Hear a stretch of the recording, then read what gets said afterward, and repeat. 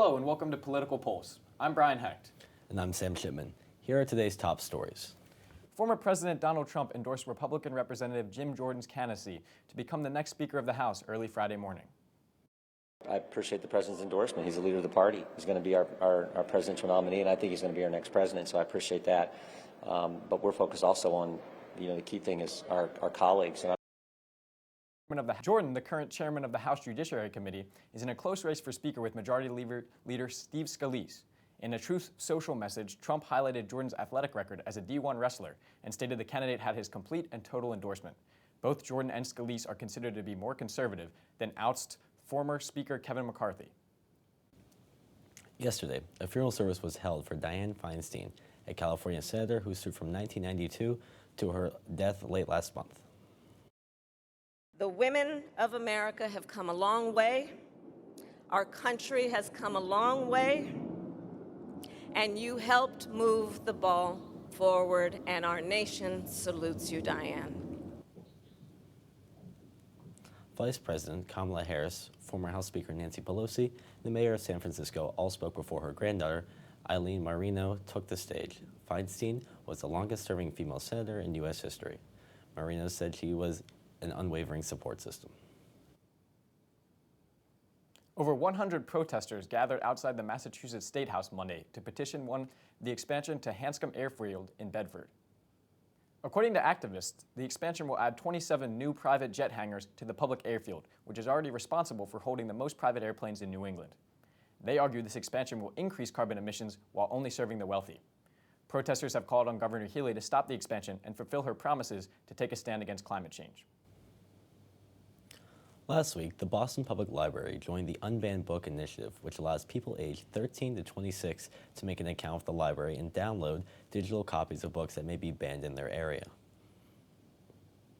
The Unbanned Book Initiative was created in 2022 by the Brooklyn Public Library in response to a group of book banning controversies around the country.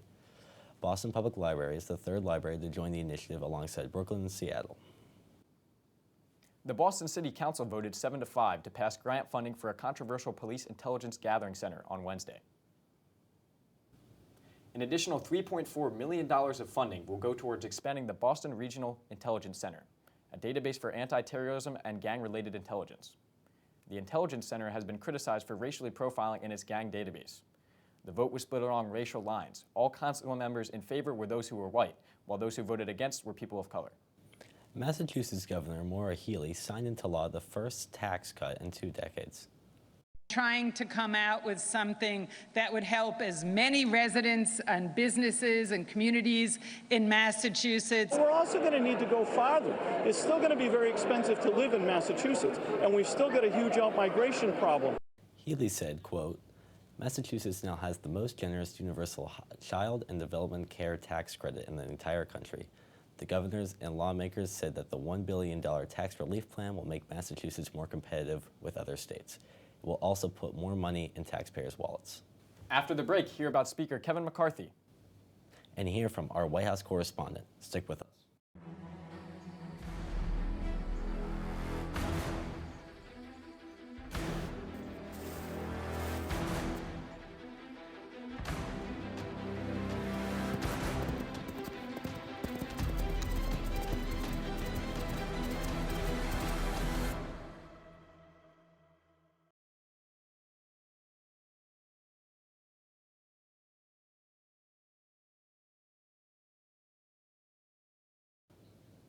Welcome back to Political Pulse.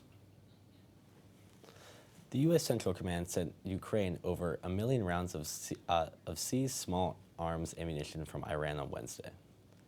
Iran intended to send this ammunition to Houthi rebels in Yemen in violation of the United Nations Security Council. Ukraine is in critical need of weapons and munitions. This aid will provide several days' worth of ammunition for Ukraine machine guns. The House voted to remove Speaker Kevin McCarthy on Tuesday. I believe I can continue to fight, maybe in a different manner. I will not run for Speaker again. I'll have the conference pick somebody else. The vote was led by Florida Republican Representative Matt Gaetz, who introduced a motion to vacate Monday night. Gates and 7 other Republicans joined all House Democrats in voting out McCarthy. McCarthy says he will not run for Speaker again. Republican leadership will try to elect a new Speaker when House activity resumes next week. Shane Woods, a man involved in the January 6th Capitol riot, a reckless driving incident that killed a 35-year-old woman, and avoiding paying his taxes since 2017, is set to go to trial in January.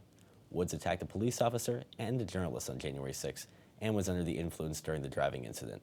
In a court filing, Woods' defense attorney said Woods comes from a fractured home and has untreated mental health issues, exacerbated by his drug and alcohol abuse. And now to Ella Schaffer for more news from the White House. Thanks, Bryan. President Joe Biden announced on Wednesday that a new round of federal student loan forgiveness is in the works. During the COVID-19 pandemic, student loan payments were paused, but were scheduled to restart this October. Throughout Biden's presidential campaign, he promised to lift student debt, but his original plan was overturned by the Supreme Court. This new step taken by Biden would forgive $9 billion in debt for borrowers. Biden said, quote, "We're not done yet," end quote, with regards to fully eliminating debt. The White House made a statement Monday morning warning that the U.S. has only enough funds to meet Ukraine's, quote, urgent, That was a mess up. Okay, we're gonna take it from the top. Yeah, totally fine. My bad.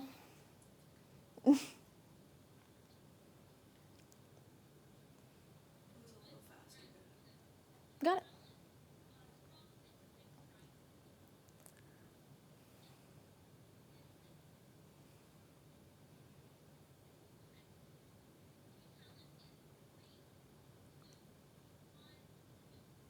Thanks, Bryan.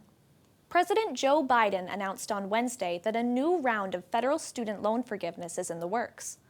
During the COVID-19 pandemic, student loan payments were paused, but were scheduled to restart this October. Throughout Biden's presidential campaign, he promised to lift student debt, but his original plan was overturned by the Supreme Court. This new step taken by Biden would forgive $9 billion in debt for borrowers. Biden said, quote, "We're not done yet," end quote, with regards to fully eliminating debt. The White House made a statement Monday warning that the U.S. has only enough funds to meet Ukraine's, quote, urgent battlefield needs. The announcement came after Congress left extra funding for Ukraine out of a short-term measure to fund the U.S. government. Reportedly, no money remains in the Ukraine Security Assistance Initiative, which would give long-term help towards the war-torn country. In addition to Ukraine, the Pentagon warned that the U.S. government is also in need of more money. Jill Biden emphasized to women the importance of mammograms and other cancer screenings in a new public service announcement. The PSA is airing this week on the Lifetime cable channel as a part of their annual breast cancer awareness campaign. This occurs during the Illnesses Awareness Month. As a longtime advocate for breast cancer education and prevention, the First Lady asked viewers to, quote, "Put your health first." She and her husband, President Joe Biden, are passionate about preventing cancer death and improving patients' experiences. The couple not only lost their son to brain cancer, but also have experienced different forms of cancer themselves.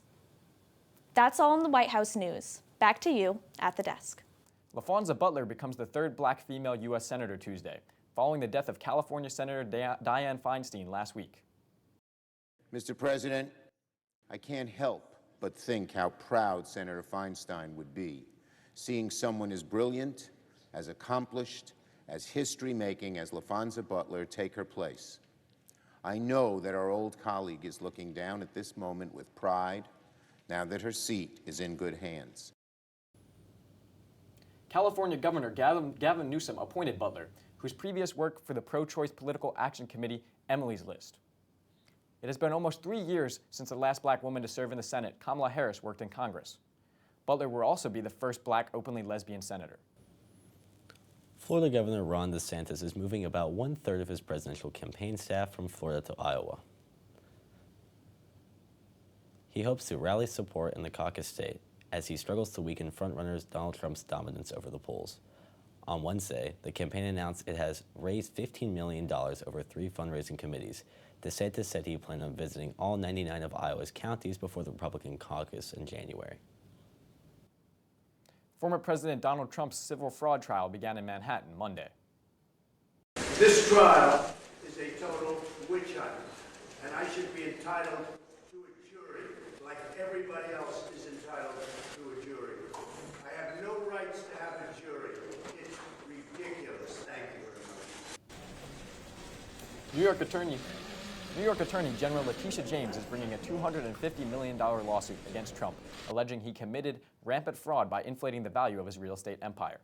If convicted, Trump will face punitive fines and sanctions on his ability to do business in New York. Trump has confirmed that he will testify during the trial. After the break, hear about flash floods in India. And hear from our international correspondent. Stick with us.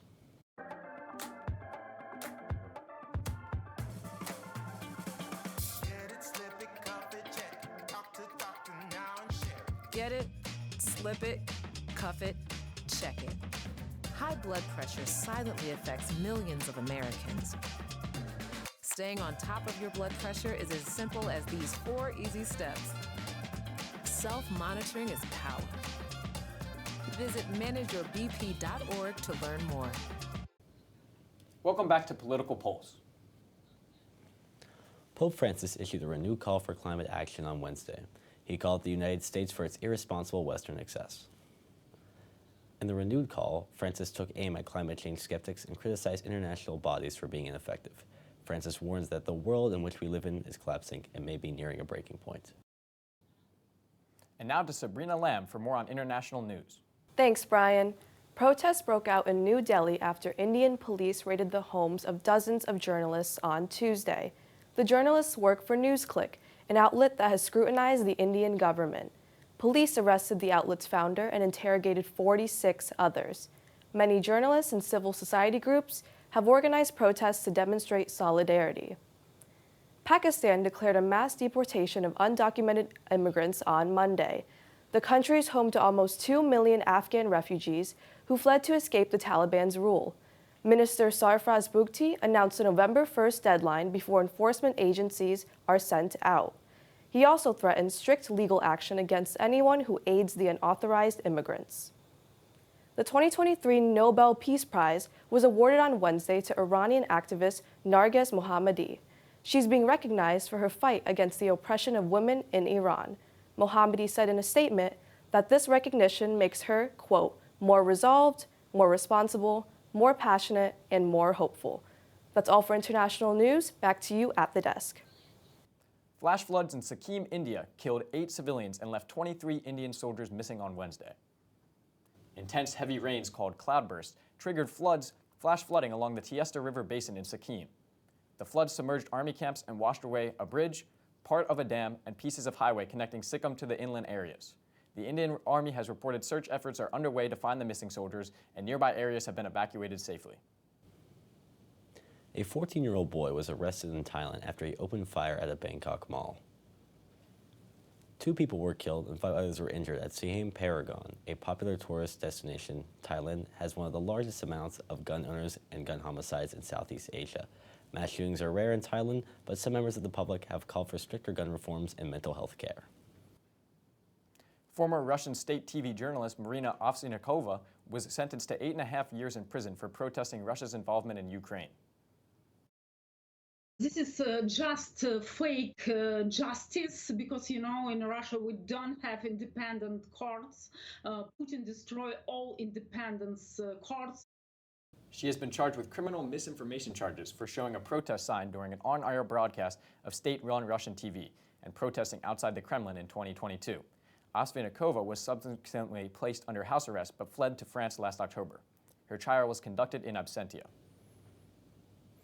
Russia has removed a large amount of its Black Sea fleet from its main base in Crimea. Successful Ukrainian missile and drone strikes have challenged Moscow's hold on the peninsula and damaged much of the fleet. This major setback for Russian President Vladimir Putin could indicate that Ukraine is winning the Battle of the Black Sea. Azerbaijani authorities arrested several former leaders of the separatist government of Nagorno-Karabakh on Tuesday. Azerbaijan reclaimed control of the breakaway state last month and arrested 3 of its former presidents and a former legislative speaker of the state. After fighting for independence from Azerbaijan for over 30 years, Nagorno-Karabakh plans to dissolve its government by the end of this year. 80% of the state's ethnic Armenian residents have fled since Azerbaijan reclaimed the territory from Armenia on September 19th. She's young at heart, and a 104-year-old Chicago woman may become the oldest person to ever skydive after performing a tandem jump in Illinois last Sunday. If certified by the Guinness World Records, Dorothy Hafner will break the previous record set by an 103-year-old woman from Sweden. Hafner, who first skydived at age 100, waits excitedly to hear back from the Guinness Book of World Records about her jump. That's all for today. Thank you for watching WEBN Political Pulse. For more, check out our website, WEBN.TV. I'm Bryan Hecht. And I'm Sam Shipman. Have a great day.